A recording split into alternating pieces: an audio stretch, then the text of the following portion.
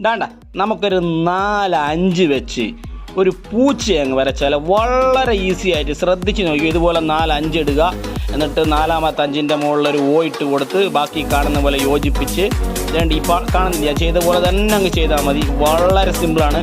ഇതിപ്പോൾ ഞാൻ ഒരു ഡിജിറ്റൽ ഡയറിയിലാണ് ഞാൻ ചെയ്യുന്നത്. നിങ്ങൾക്ക് ആക്ച്വലി ഇതൊരു കാർഡ് ബോർഡിലോ അല്ലെങ്കിൽ ഒരു വെള്ള പേപ്പറിലോ ഇതുപോലെ വരച്ച് ഇതിന് നല്ല പെയിൻ്റൊക്കെ കൊടുത്ത് എടുത്താൽ നല്ല സൂപ്പറായിരിക്കും.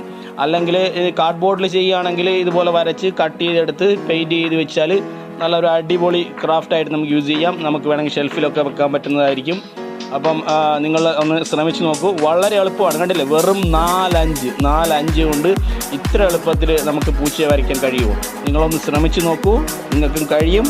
അപ്പോൾ ഈ വീഡിയോ ആദ്യമായിട്ട് കാണുന്നവരാണെങ്കിൽ ലൈക്ക് ചെയ്യുക, സബ്സ്ക്രൈബ് ചെയ്യുക. നിങ്ങളുടെ സപ്പോർട്ടാണ് ഞങ്ങളുടെ ഏറ്റവും വലിയ ശക്തി. അപ്പോൾ താങ്ക് യു ഫോർ വാച്ചിങ്.